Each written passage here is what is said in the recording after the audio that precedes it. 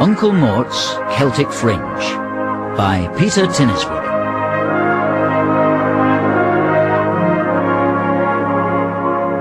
It was early summer.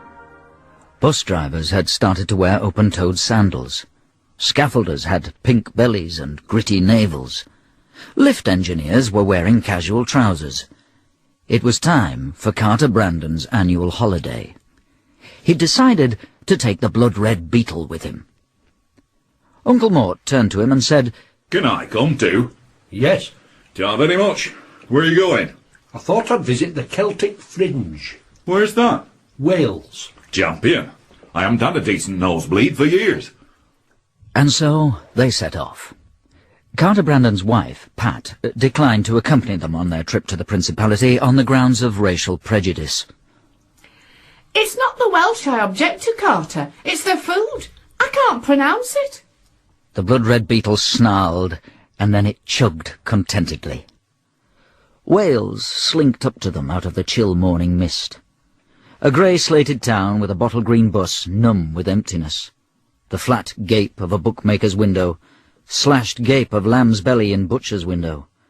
Empty shops waiting for charity. The blood-red beetle flashed a smile from its windscreen as the sun bounded out of the mist. The road thrummed with pot-bellied tarmac. These bloody place names. "What about them?" How are you supposed to pronounce them? You need 3 tongues and a new set of tonsils to do the job proper. Look at this one. Umker. Who in their right mind would want to call a town Umker? "It's not a town. It's a sign for the YMCA. The river elbowed its way listlessly to the sea. They passed a gaunt gutted steelworks. A pony with withered eyes scratched its neck on a barbed wire fence. 2 cock-eyed milk churns stood guard by a surly gate. You seem very purposeful, Carter. Do you know where we're going, specific? "Yes, Where? to see Pat's mother." What? Struth! Has this car got an ejector seat by any chance? The estuary opened out its arms.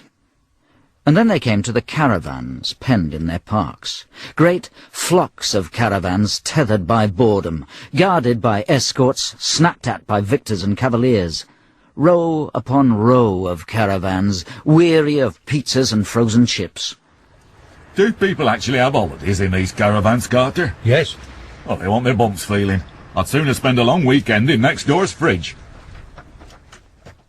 The town had turned its back on the sea long, long ago. Now the beach scowled at the trippers. Now the outfall pipes grazed in the oozy waves, and the groins lay listless. Is this it then, Carter? Is this where Pat's mother lives? "Yes." Do you fancy a pint or two before we go and meet her? "Favourite." They parked the car outside a shop selling oven gloves and waterproof trilbies. They got out and stretched their limbs. Uncle Mort looked around, sighed deeply, and said, Do you know, lad, this is the sort of place that gives human habitation a bad name. The pub greeted them with a yawn. The barmaid said to Uncle Mort, "Are you sure you're feeling all right?" Certainly, missus. Why do you ask? "Because you're a nasty colour. You don't look long for the land of the living to me." Well, you don't call this the land of the living, do you? I've seen more animation in the inside of a Hoover bag. They took their pints of beer to a formica-topped table with a crippled leg and sat down. They looked around. An elderly couple struggled with a plastic shopping bag. Presently, the old lady withdrew a toilet roll. Her consort put it to his ear, shook it, sniffed it, and then replaced it in the bag. That's one thing that always defeated your mother, Carter. "What?" Toilet roll. She could never find an excuse to take it back to the shop and say it had shrunk in the wash. They finished their drinks and made their way back to the car. There was a queue of pensioners on the pavement outside the post office. A woman with singed earlobes came out of a hairdresser's. Sheep bleated in a trailer. I once came on a day trip here, Carter. "Oh, aye. What did you do?" Bought a packet of alum from the chemist. The blood-red beetle greeted them with a frown. Someone had stuck a handbill under its windscreen wipers. It was an advert for a clearance sale of surgical stockings. Uncle Mort sighed deeply again and said, This is just the sort of place where you wouldn't mind being knocked down by a runaway harmonium. Then they climbed into the car and drove off.